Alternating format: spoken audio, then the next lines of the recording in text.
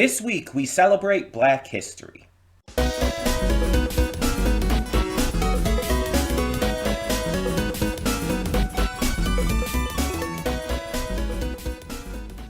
Before we get to today's video, I want to take a moment to talk about Patreon. That's right, we are on Patreon now, and we have a bunch of tiers with a bunch of great rewards. You can subscribe and get things like early access to all reactions, depending on your tier, depends on which reactions you get early access to. You can vote on polls exclusive to patrons that will help determine future reaction series and more. You will get to just have various choices in terms of like getting to choose future reactions I react to, getting to choose first impressions I check out, all kinds of different rewards, and possibly more coming in the future. We're still new at this. We're still figuring things out. It's a process. It's a process. But we have multiple tiers, so whatever you would be able to donate, if you're able and willing to donate, is appreciated. It helps me out, it helps the channel out, it helps us grow. It's going to help just, standardly. It's just something new to check out. Plus, if you like getting the reactions early, that's also a plus. But it is optional. If you're unable to do it, that's completely fine. All reactions will come to YouTube just a little bit later, a week later or so. So, that all being said, thank you as always so much, and let's get on with today's video. And with that being said, hey everyone, welcome to Princess Gay. I'm your host Connie, and today we are here with my blind reaction to Queens of the Dead. This is the first of our monthly movie week for this month. If you are watching this, well, if you're watching these pre-thoughts, you're watching on YouTube, and yes, that does cause some little timing issues. So let's address that. So obviously our theme for this movie, end of the month movie week, is Black History. We're focusing on movies that center around stories of Black history, Black characters, Black issues, stuff like that. And if you're watching this on YouTube, you're watching this at the beginning of March, the first week of March. And I can understand how there could be a little dissonance, a little issue there. This is unfortunately just because of how our end of the month movie weeks work now. Since we came back at the start of the year and brought in Patreon and all, we have the thing where, Patreon gets stuff a week or so early. And because of that, and because of when I personally have to schedule recording these, I record these movie week reactions at the very end of the month. Because it's the most advantageous for me. It works the best. And so, if I'm going to have things go up on Patreon a week early, that means, unfortunately, they're coming to YouTube at the beginning of the month. Which, for a theme that focuses more notably on, on a month-long celebration, focused theme like this, it makes it a little weird in terms of timing. There's not too much I could do about that. Maybe going forward, I'll try to focus, if I can, themes for the month ahead. But that would still be weird then, because then Patreon would be getting it the month earlier. And it's just I don't know. I don't think there's any great way to handle this that would work for both angles. When I first started doing the monthly movie week, it wasn't, anticipating Patreon, because I wasn't doing Patreon at the time, and I really didn't have to think about that. And so now that I started Patreon at the beginning of the year, I have to think a lot more about that stuff. And if I'm being completely honest, at the start of the year, that took thinking about Patreon in general took up so much of my focus that I almost forgot about bringing back the monthly movie weeks. Um, so it's one of those situations where I just kind of have to figure out what's gonna work best as we go along. And I don't know what that's going to entail or how we're going to like really nail that. And not every month is going to have like a big theme like this. A lot of the themes are just going to be like, oh, let's do musicals this month or something like that.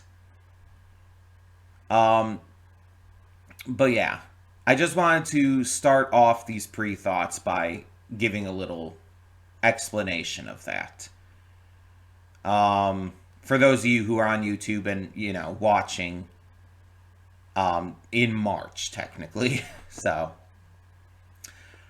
but let's get into talking about this. So this is a donation reward for Venom. Queens of the Dead. All I know about this movie is it's 2025. It's a movie centering around at least a black main character. I know that. And that's the depth of my knowledge. Because here's the thing. When a movie is requested, I usually have to look it up to some degree in order to like find out the genre. Because when I get requests in, I sort them out on a list.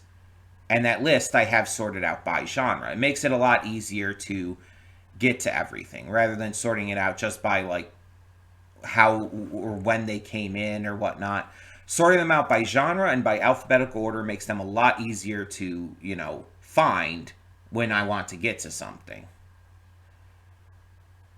So I can strike it off my list, and so I can just like know it's still on there or not, or if someone even requested it, or if it's a movie that I've just been thinking about lately. So yeah, it's one of those things where I just have to like organize it as best I can. And this one, when I was looking it up to get the genre and everything, although, Queens of the Dead, I had an idea already based on the title. I did notice, I believe, the casting that was shown on Google was like either all black or mostly black. And I don't know like anything about what this movie's about, so I don't know for sure, and I don't know if um this is like centered around like black issues and whatnot. But I do like I said, with kind of the theme for this month, for the Black History theme, it's not just focused on specifically history, it's also focused on black actors, black themes. It's like just all of that kind of stuff, and each movie is going to kind of tackle a different side of that. This one I chose because, one, the title sounds interesting, and again, two, um, the casting. Like, let me look that up. For example, I'm gonna try to avoid like seeing who the actual cast are, if I can help it, but because I don't remember like seeing anyone like specific when I look this up. But I look up the movie, so it says it's a horror comedy, which again, very much could tell by the title. And when I scroll down, um, two of the first three faces it shows with the cast on Google are black. You scroll over to the next person because it only shows like three on screen like comfortably at a time, and another black person, and then there's more, and it just keeps going. And there's some non-black people in there too, but they might also be people of color and all. I feel like I'm going through a lot to try to justify this movie compared to others. Let me just say there's going to be others during this week that are going to be a lot more obvious, I guess. A lot more like focused on specifically Black history and Black themes and whatnot. Again, this one I chose based mostly on the cast listing that I saw. So hopefully this one does touch on stuff like that. More so than even I'm thinking. But I chose this one for the start of the week as well because it's one that again I know pretty much nothing about, and it's one that I feel is like a lighter way to start. We're starting lighter, and we're going to get into the heavier stuff as we go along,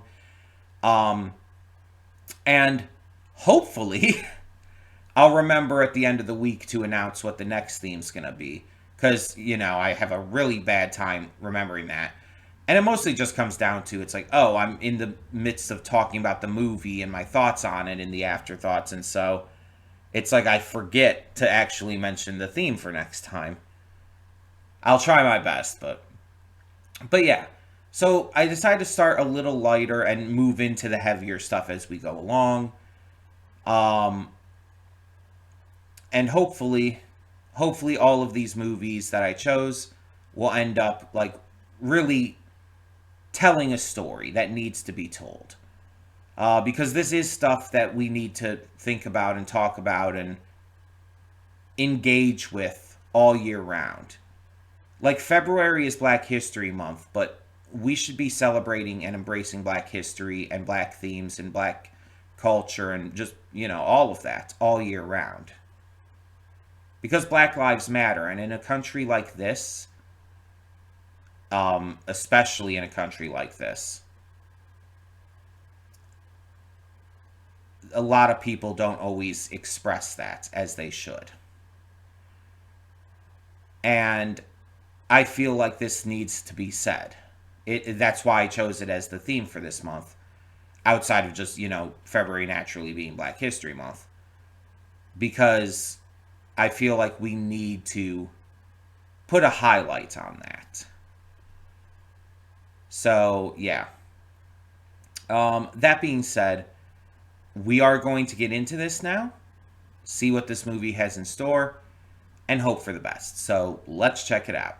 Hold up just a sec. Before you click that link down in the description below to get to today's video, I want to remind you of all the awesome content we have both on this channel and the Princess of Gaming channel. Let's check it out.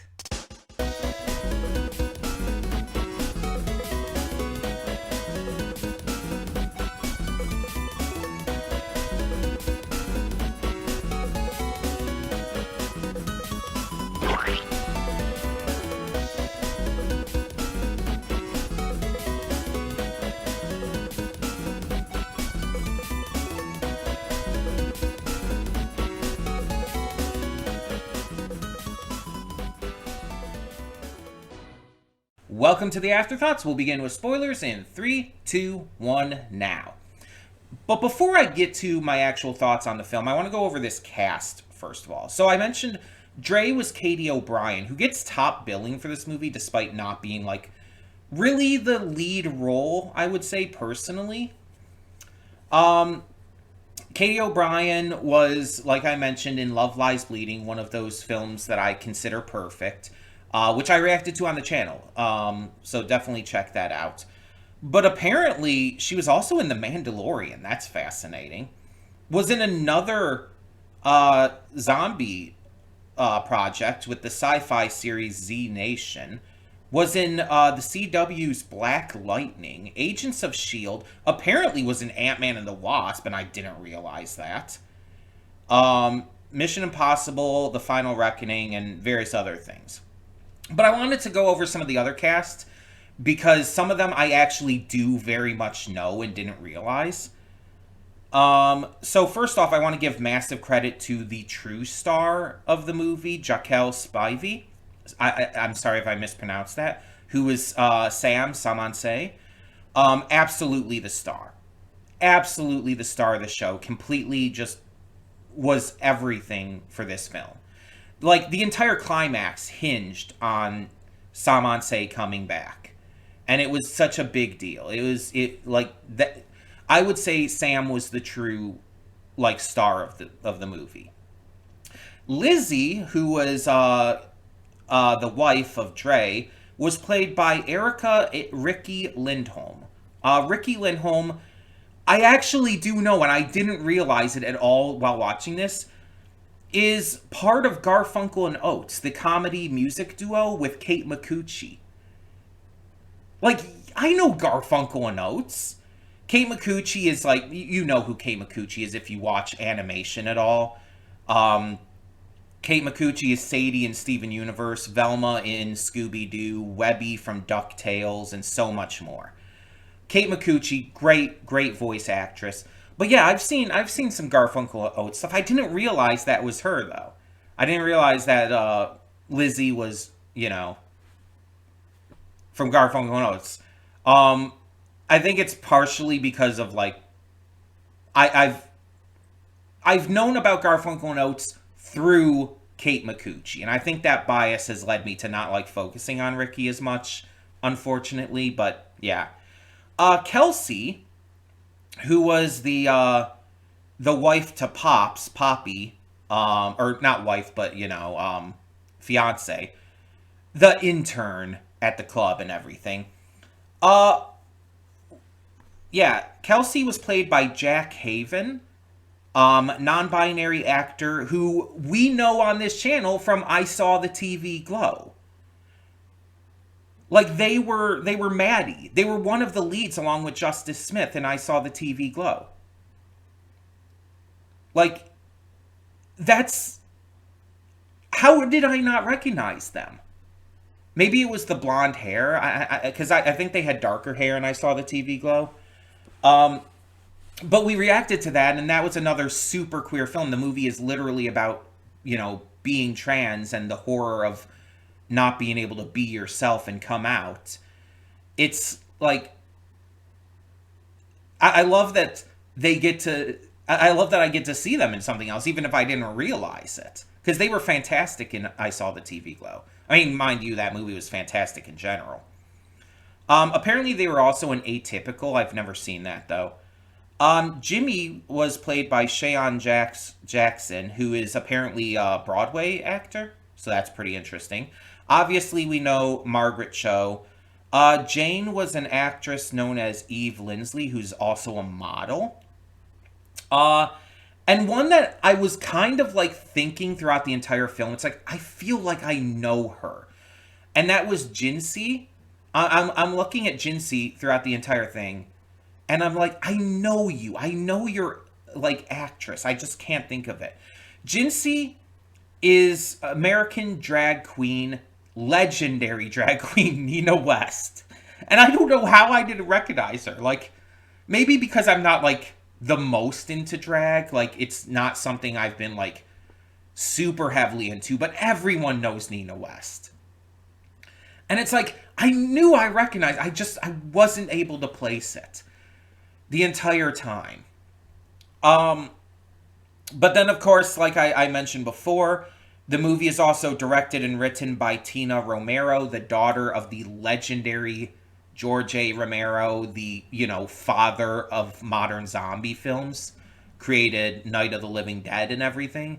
It's like, the fact that this movie is just this huge send-up to not only zombie, but queer films. And not only just that, but, queer people of color is just insanely beautiful. Literally the daughter of who is known as, like, one of the greatest horror directors of all time, made a horror comedy that is a love letter to drag, to queerness, to people of color. Like, again, with Saman-Se being like let's be honest, the main character. I don't care what this movie tries to say with the top billing being given to Katie O'Brien. And I love Katie O'Brien. Did phenomenal job. Katie's amazing. wonderful performance. But Sam was the main character, 100%. Like, again, the entire climax hinged on Sam being able to become Samanse again. It literally hinged on her being able to find the courage to bring that back after having failed in the past.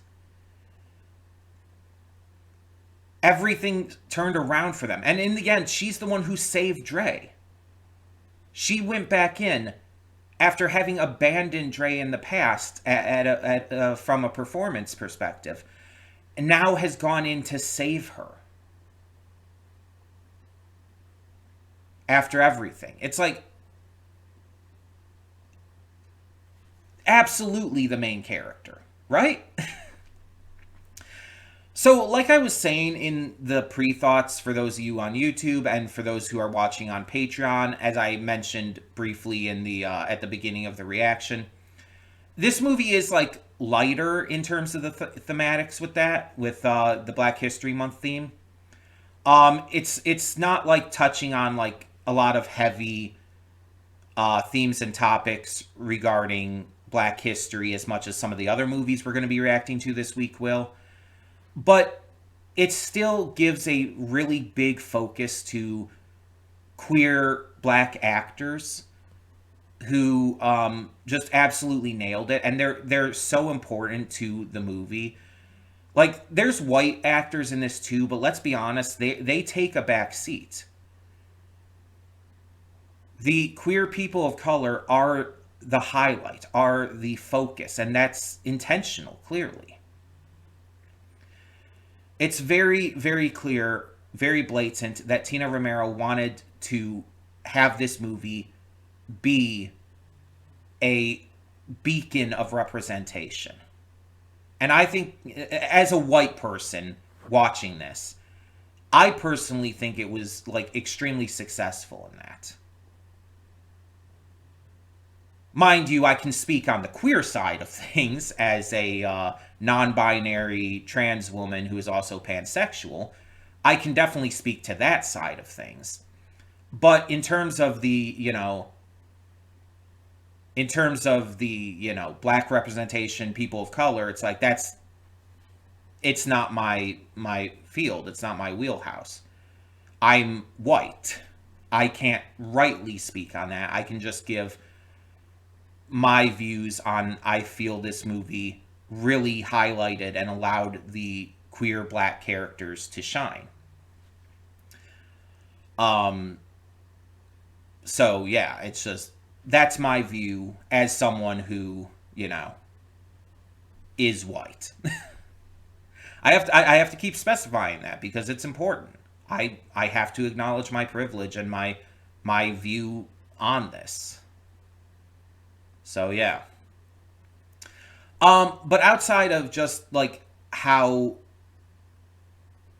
like just forward this movie is in terms of that representation and all the representation within it, it's like this was just a phenomenal film.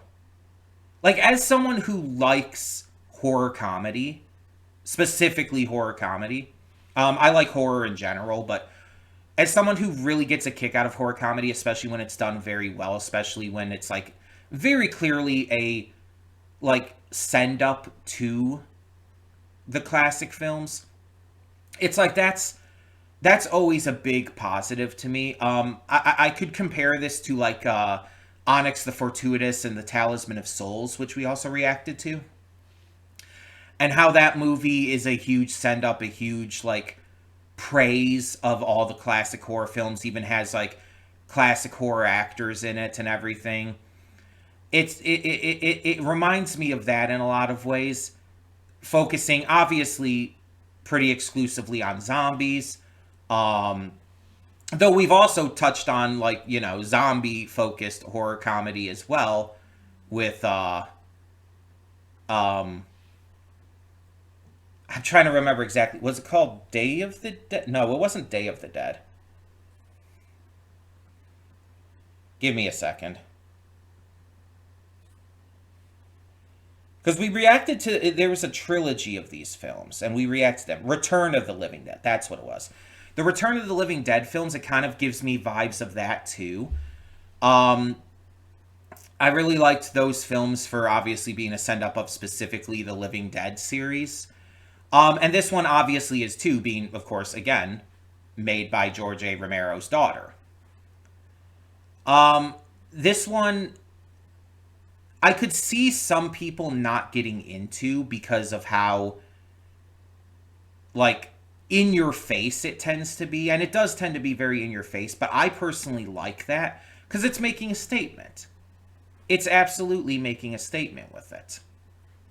And I think that that statement is one that needs to consistently, unfortunately, be made. And again, with the highlight, the main focused characters, the major and most important characters being people of color, it's like there's a statement to be made there. There's a statement to be made about, drag and about queerness. All different kinds of queerness too. You have so much in here. You have non-binary people. You have lesbians. You have trans women. You have like everything in here in terms of representation, and that's fantastic. That's amazing. It's so well done. Um, I like the effects. I thought the effects were well done. They weren't like the most over the top, most intense effects I've seen in a lot of these types of movies, but they were still really fun, and it was clear that they had a good time doing a lot of this. All the actors did fantastic. I don't think I saw a bad performance in this. Every actor, every actress, just everyone did a great job. They all like really sold their characters, made us believe in them, made us care about them. It's like every moment when like something like exciting or fun or like powerful happens, it's like you get so hyped. When Nico returns with the stage and the car and the two inside, the two girls inside, it's like, yeah, you're excited because Nico finally like proves herself and finally gets to be like scrumptious. And when, of course, Samanse finally like takes the stage, it's like this big, powerful, just beautiful moment. And it made me tear up. I was tearing up during that scene. And you see so many of these kinds of scenes throughout. And it's a horror comedy, so there's also a lot of silly moments and a lot of like ridiculousness and a lot of dorkiness. Like, I think the most like notably funny moment out of everything, the most that was like trying to be as silly as possible was the zombie baby. The reveal of the zombie baby was so aggressively silly. It was obviously so aggressively fake looking, but that was the joke. That was the humor. And it worked. It worked. It was funny, it was ridiculous, it was wonderful. And again, zombie babies usually aren't shown. Like, there's been some movies that show zombie kids. That's even rare in and of itself. But zombie babies, like, that's really rare. Because, and I think it kind of goes in the same reason that zombie kids aren't shown often. Because people don't want to think about, like, children and babies and stuff being, zombies. Because it's, terrible. It sucks. It's scary and just really sad. But at the same time, it's like, the fact that most of these zombie movies don't have any child zombies and stuff in them always feels very unnatural. And I believe, if I'm remembering right, the little girl in Night of the Living Dead, again, the zombie film, George A. Romero's masterpiece, which, by the way, is a masterpiece. I reacted to that on the channel as well, and it absolutely lived up to the hype. I believe the little girl actually did zombify in that, and it's like, wow, the zombie movie, the quintessential zombie movie, actually went there. Where so many movies since haven't gone. That's wild. Because you would have thought, like, back in those days, they wouldn't have done that, but they did. And it's just the movies that came after that stopped doing stuff like that. But also, that movie was surprisingly, like, a lot more, like, ahead of its time than you would have thought. um, but yeah, I really love just the pacing of this. I feel like it never felt like it was going too slow, never felt too fast. It felt like you were always following along with everything really well. I also like that a lot of the major characters died. They didn't hold back on killing off major characters. Um, because there's so many movies, whether horror, whether zombie, whether any kind of movies, where there's a lot of deaths. There's a lot of movies that will hold off on killing main characters until close to the end. If they do even kill off main characters, a lot of times they'll just kill off like the minor side roles, which yeah, that still happened in this too.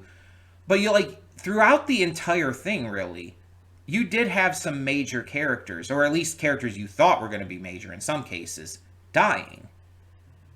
Like oh god, what is their name? The one that was like the one that ended up getting trapped in the cage. At the beginning, I thought was going to be a major character, but they ended up dying like pretty early on. Um, oh god, which who was that? Hold on. No, there's not like a specific thing here for that. Wasn't you? It was Nico's friend. I know that Nico's friend. I don't know. I'm not remembering the name, and I'm looking at the cast list here, and it doesn't show everybody on the cast list. It only shows like the major characters for the most part, and I don't think they're shown here. Yeah, I'm not seeing it. And there's no like full description on the Wikipedia page for this one. So yeah, but I thought they were going to be a lot bigger of a character, and they ended up dying really early on. Margaret Cho like isn't actually there for that long after she comes in. She dies pretty quickly. Um, like surprisingly quickly comparative to what you would expect. And on top of that, you of course have Nina West's character dying, and it's like you have Nina West in here, like one of the biggest drag queens out there, one of the most famous drag queens out there, and she dies. And it's actually really interesting because it's like she dies in order to put her death, her sacrifice in a way, is what pushes Sam into becoming Samanse again. It's really the big thing that pushes Sam into that. And it's kind of funny because I think that's supposed to be kind of turning things on its head as well. Because there's a lot of movies out there where the person of color is just there to inspire or push forth the white character's growth and big moment in a lot of films. A lot of black characters in films will be there specifically for that purpose. And here it's the white character. This who's also again played by an extremely famous drag queen. And she's the one who like her death pushes the black character forward. So I think this was a fantastic choice for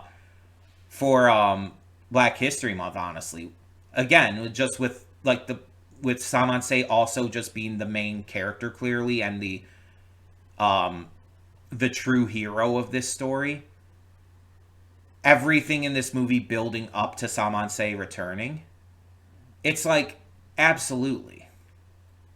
Um and like I said, other movies during the course of this week will touch on more like very specific themes and topics that you usually get with Black History Month.